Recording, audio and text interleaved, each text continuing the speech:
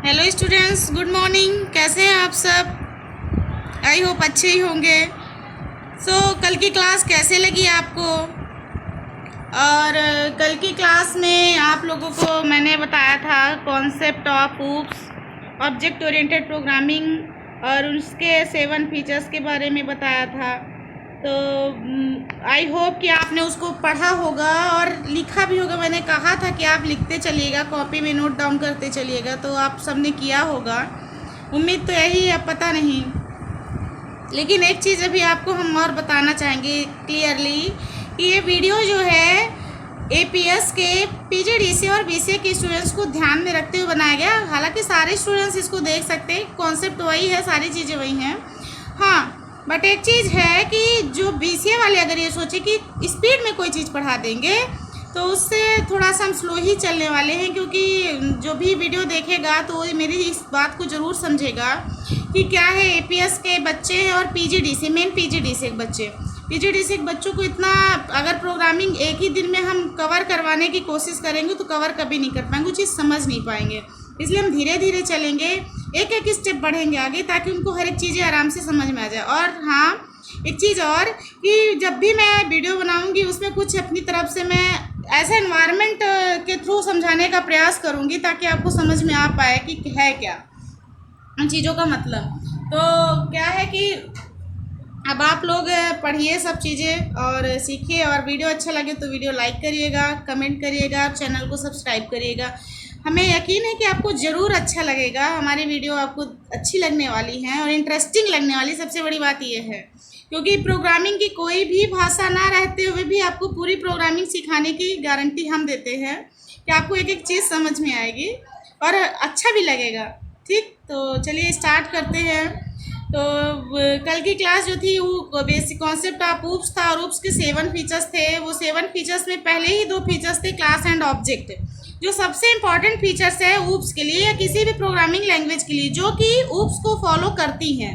मतलब जो programming language object oriented होती हैं वो मिनिमम 2 फीचर्स को फॉलो करती हैं। वो बाकी तो सारे फीचर्स वो अपने अकॉर्डिंग फॉलो होता रहता है, उसमें यूज करना होता है। लेकिन 2 जो ऐसे फीचर्स है क्लास एंड ऑब्जेक्ट, वो सारे के सारे प्रोग्रामिंग यूज करती हैं। बिना क्लास एंड ऑब्जेक्ट के आप कोई भी ऑब्जेक्ट ओरिएंटेड प्रोग्रामिंग का प्रोग्राम नहीं बना सकते हैं, ठीक है ना।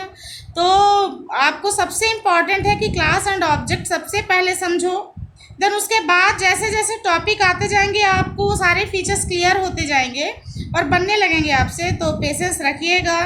चलिए स्टार्ट करते हैं। बट उसके पहले एक सबसे अच्छी चीज़ आप लोगों को हम बताना चाहेंगे कि क्या है, मेरे दिमाग में कैसे चल रहा था कि मैं जावा तो सिखाऊंगी, बट जावा के प्रोग्राम तो कंप्यूटर में चलते हैं, आउटपुट भी कंप्यूटर में होता है, तो घर बैठे बच्चे कैसे करेंगे। तो इसका एक छोटा सा मुझे बड़ा अच्छा सोल्यूशन मिला है। आप प्ले स्टोर में जाइएगा, प्ले स्टोर में जाके जावा प्रोग्रामिंग ऐप आप सर्च करिएगा। जैसे जावा प्रोग्रामिंग ऐप आप सर्च करेंगे, 2 या तीसरे नंबर पे आपको ये वाला जो ब्लू कलर का है, learn Java programming coding and programming education, ठीक है। 4.7 इसकी रेटिंग भी बहुत बढ़िया है इसकी। आप इस वाले ऐप को क्या करिएगा, इंस्टॉल कर लीजिएगा अपने मोबाइल पे। सारे स्टूडेंट्स जो जावा सीखना चाहते हैं तो आप ये पहले अपने मोबाइल में आप ये ऐप को इंस्टॉल कर लेना। देन ऐप इंस्टॉल करेंगे, मैंने तो इंस्टॉल कर लिया कल ही। अब आप इंस्टॉल करिए, ओपन करेंगे। जब इसको आप ओपन करेंगे तो अलाउ करते जाइए, जो भी चीज़ें आपको अलाउ का मांग रहा है इसमें। ये देखिए ऐसे लोडिंग होगा, अब तो ये चलने लगा, बट पहले अलाउ मांगेगा, है ना। तो आप ये आपका अलाउ इस तरीके से चलेगा आपका। जब ये इंस्टॉल हो जाएगा, अलाउ हो जाएगा, तो इस तरीके से आपका ओपन होगा। ठीक, ये आपका 100% हो गया और ये आपका खुल गया, ठीक है ना। ये आपका इस तरीके से जावा का ये पूरा ऐप का पूरा ओपन होगा। यहाँ पे देखिए ऊपर साइड इंडेक्स है, कंपाइलर है, प्रोग्राम्स है, ठीक, ये सारी चीज़ें हैं। तो कंपाइलर जहाँ पे है, यहाँ पे आपको कोड और ये दूसरा आउटपुट का ऑप्शन दिख रहा है आपको, रन यहाँ पे दिख रहा है। यहाँ पे आप अपने प्रोग्राम टाइप करिए, रन कराइए। रन कराएंगे और गलत होगा तो आपको एरर भी बताएगा, और चलेगा तो आपको यहाँ पे आउटपुट भी बताएगा, ठीक है ना। प्रोग्राम आपसे कोई नहीं बन रहा है, ये देखिए कितने सारे प्रोग्राम्स के यहाँ पे लिस्ट है ना। यहाँ से आप जाइए, जैसे बेसिक प्रोग्राम से ये कुछ हैं, ये कुछ बेसिक प्रोग्राम्स दिख रहे हैं। तो इस तरीके से आप ये प्रोग्राम भी देख सकते हैं जो प्रोग्राम आपको समझ में नहीं आ रहे हैं, ठीक है ना। तो ये बहुत ही अच्छा ऐप है आपको घर बैठे जावा के प्रोग्रामिंग सीखने के लिए। तो ये आपका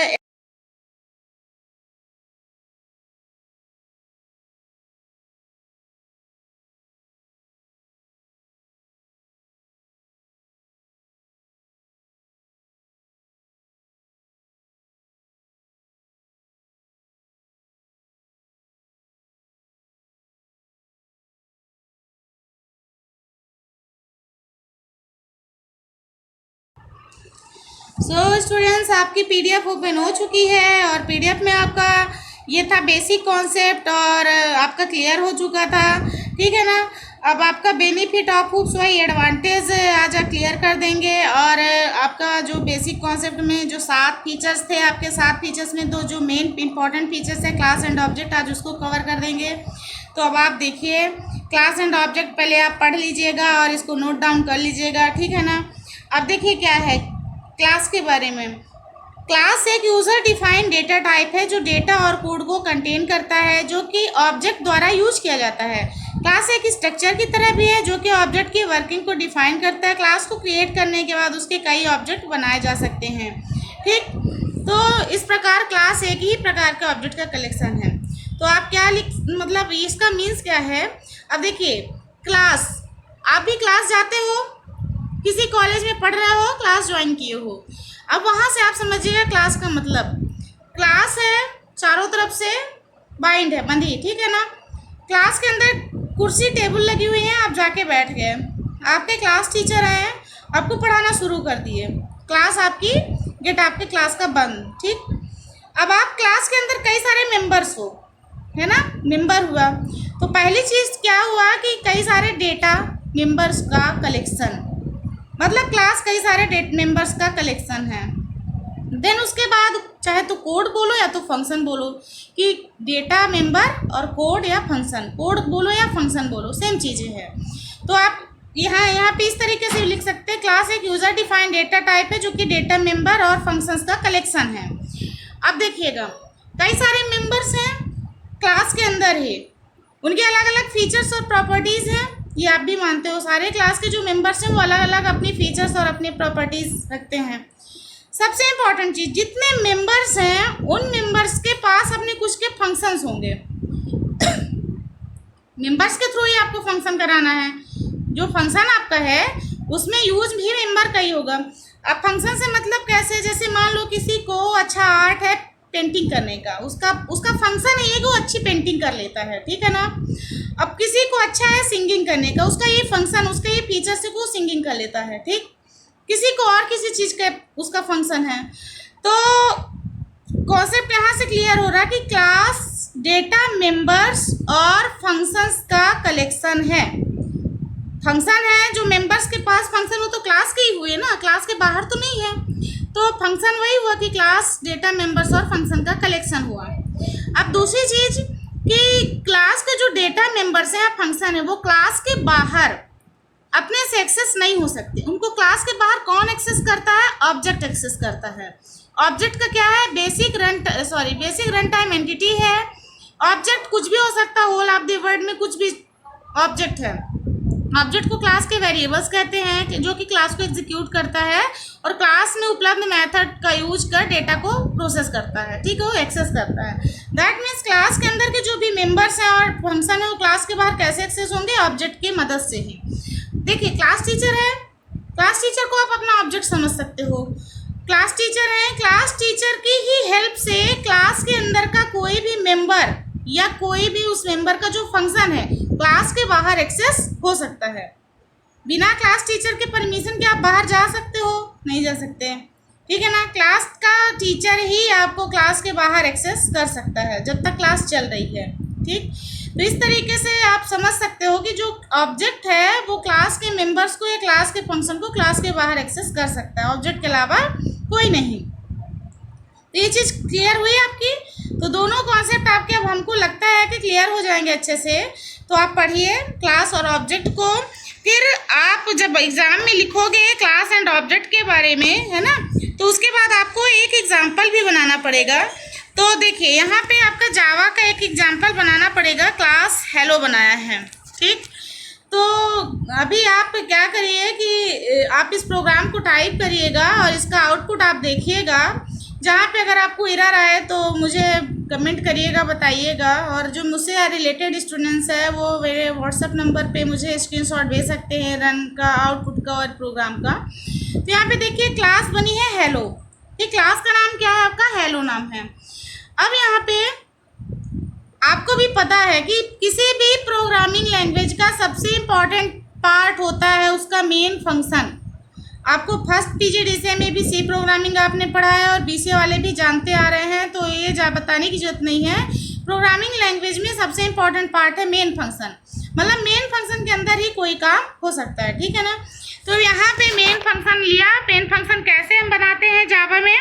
पब्लिक स्टैटिक वाइड मेन। आपको धीरे धीरे करके इन चीज़ों का मतलब समझाते जाएंगे, बट अभी आप थोड़ा सा समझिए।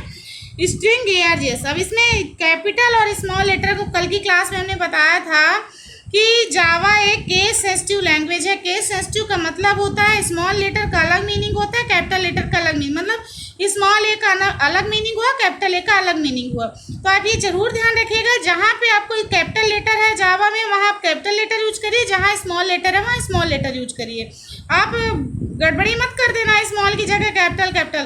तो यहाँ पे देखिए पब्लिक स्टैटिक वाइड मेन में चारों जो है वो आपकी स्मॉल ही है, बट स्ट्रिंग का एस जो है वो कैपिटल है। इसे कर्ली ब्रेस। तो देखिए यहाँ पे पब्लिक स्टैटिक वाइड मेन के चारों ये क्या है? आपके स्मॉल लेटर है। स्ट्रिंग का एस कैपिटल है, ठीक। तो ये चीज़ आप ध्यान रखिएगा।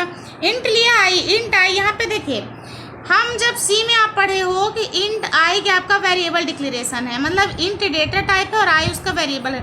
बट जब भी क्लास के अंदर आप इस तरीके से कोई भी लाइन डिक्लेयर करोगे वो क्लास का क्या कहलाएगा? मेंबर्स कहलाएंगे। वहाँ पे आप उनको ये नहीं बोलोगे कि वेरिएबल हमने डिक्लेयर किया है। तो यहाँ पे हमने क्लास का मेंबर लिया है इंट आई, और आई में हमने क्या किया? 100 इनिशियलाइज कर दिया, ठीक है ना। वैल्यू उसकी जो दी 100 दी। सिस्टम का एस कैपिटल होगा। System dot out dot println, ये आपका प्रिंट कराने के लिए एक मेथड है, मतलब इसी के थ्रू आप आउटपुट देख सकते हो। डबल कोटेशन के अंदर हमने आई इक्वल टू लिखा है, ये आपका एज इट इज प्रिंट होगा और प्लस आई की जगह पे आपकी आई की वैल्यू दिखेगी। तो दो कर्ली ब्रेस ऑन है इसलिए दोनों बंद हो जाएंगे। यहाँ पे ध्यान दीजिएगा, आपने अभी ऑब्जेक्ट नहीं लगाया, सिर्फ क्लास लगाया है और क्लास के अंदर ही जो भी प्रोसेस की वो की, ठीक। इसको हमने जब रन कराया, यहाँ से स्क्रीनशॉट भी लेते गए हम। यहाँ पे जब हमने रन पे टच किया तो इस तरीके से कुछ मैसेज आया। तो सो ऑलवेज को आप टच कर दीजिएगा, मतलब जो बॉक्स है चेक बॉक्स उसको अनटिक कर दीजिएगा और रन कर दीजिएगा, ठीक। तो नेक्स्ट टाइम से आपका ये चीज़ नहीं आएगा। ये देखिए आई इक्वल टू 100 आ गया, ठीक। अब इसी तरीके से अब आपने क्या किया? एक बनाया, ऑब्जेक्ट भी बना लिया। तो क्लास हेलो के अंदर हमने एक फंक्शन बनाया, वाइड डिस्प्ले फंक्शन, ठीक। और आपको एक एक चीज़ों का हम सबका मतलब समझाते जाएंगे, बस थोड़ा सा आप पेशेंस रखिएगा। क्या है कि एक ही दिन में पूरी चीज़ें कवर कर देंगे तो नहीं, हम उतना ही आपको कवर कर रहे हैं एक एक दिन की क्लास में। जितना हम जानते हैं आप आराम से समझ जाओ, ठीक। तो यहाँ पे वाइड डिस्प्ले किया, फंक्शन बनाया है एक फंक्शन। आप जानते हो कि जब भी आप किसी भी नाम के आगे कोष्टक लगा देते हो फंक्शन कहलाता है। यहाँ पे फंक्शन में हमने क्या प्रिंट कराया? Hello PGDCA class.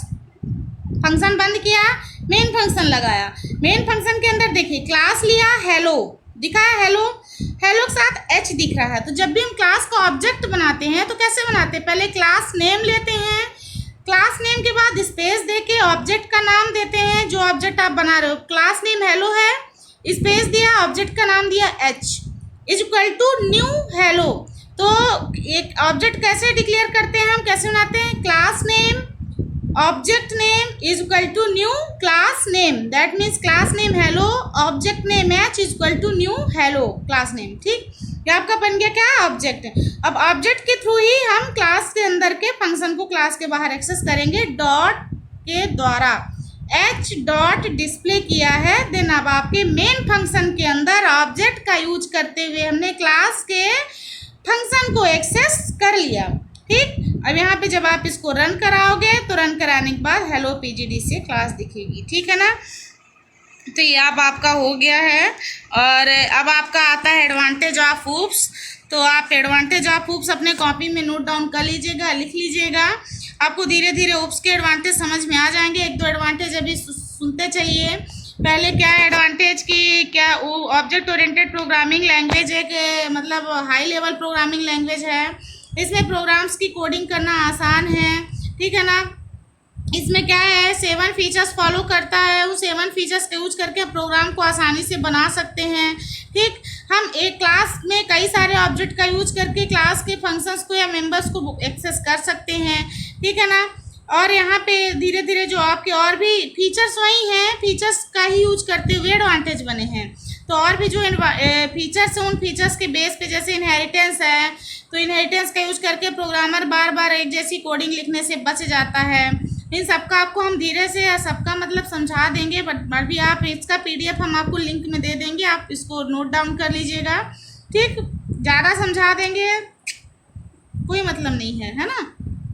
पहली दूसरी क्लास है, PGDCA के लिए जितना हो सकता है उतना ही ज़रूरी है, ठीक है। तो ये आप वो चाहे वो वाला लिखिए, चाहे यहाँ एडवांटेज ऑफ ऊप्स में ये लिख लीजिए। छोटे छोटे हैं ये ज़्यादा अच्छे हैं, तो इसमें आप लिख लीजिएगा, ठीक। तो ये आप देख लीजिएगा। सॉफ्टवेयर डेवलप करने के लिए ऊप्स का यूज किया जाता है, ये भी उसका एडवांटेज ही है ना। प्रोग्राम को आसानी से यूज बनाया जा सकता है, ठीक। बस हो गया। तो आपको खुद ही एडवांटेज धीरे धीरे पता चल जाएंगे ऊप्स के। परेशान नहीं होने का बच्चों, हम हैं ना। और आपको ऐसे ही आसानी से समझा देंगे। तो क्लास कैसी लगी प्लीज़ लाइक करिएगा, कमेंट में बताइएगा, चैनल सब्सक्राइब करिएगा, ताकि हम मोटिवेट हो सके। मुझे समझ में आए कि मैंने जो टेक्निक अपनी जो टेक्निक यूज की है, क्लास टीचर्स को ऑब्जेक्ट बना दिया, क्लास के बच्चों को मैंने मेंबर्स बना दिया, वो कैसी लगी आप ज़रूर बताइएगा, ठीक है ना। तो अगली क्लास में आपको मिलते हैं कुछ और नई चीज़ों के साथ, और तब तक के लिए बड़ी वीडियो हो जाएगी, ठीक है।